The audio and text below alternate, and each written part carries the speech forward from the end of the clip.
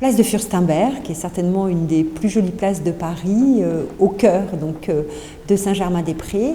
Il y a un musée, un petit musée, mais qui est un musée national, qui est le musée national Eugène Delacroix, et qui est situé dans le dernier appartement et le dernier atelier d'Eugène Delacroix. Et j'ai eu envie, à la fois pour des projets que j'ai au Louvre, mais aussi ici au musée Delacroix, qu'il y ait une véritable activité liée aux étudiants, parce que je pense que c'est important aussi que le musée soit un lieu de vie pour eux, et soit pas seulement un lieu dont on a l'impression qu'il est à distance de la société. Cet atelier qui s'intitulait La scène, espace de liberté, a eu lieu de fin août à début décembre 2015. Ça fait partie des ateliers artistiques qui font partie du cursus maintenant à Sciences Po en première et deuxième année. À Damas, je ne peux qu'être un Damascène.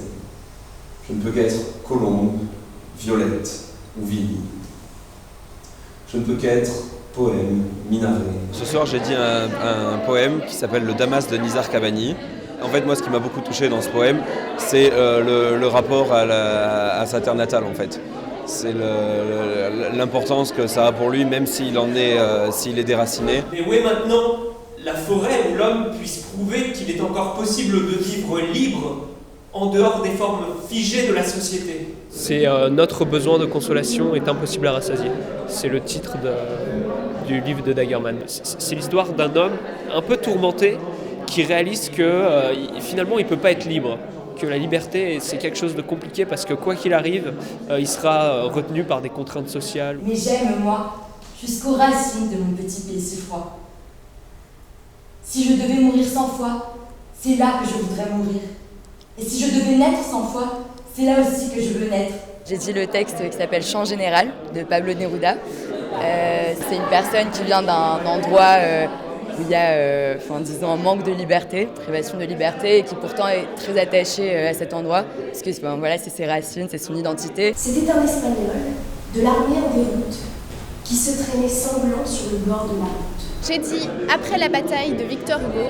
J'ai choisi ce texte parce que j'ai trouvé ça intéressant d'évoquer la liberté dans le sens du pardon et pas dans le sens de la libération. Fiez-vous à une jeune fille ou ne vous fiez pas à elle, vous le regretterez également. Le texte que j'ai choisi, c'est Dies Palmata de Søren Kierkegaard.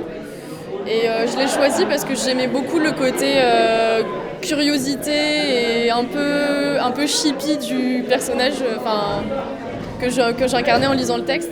Et je trouvais que c'était intéressant parce que ça faisait une sorte de contraste avec la solennité des autres textes.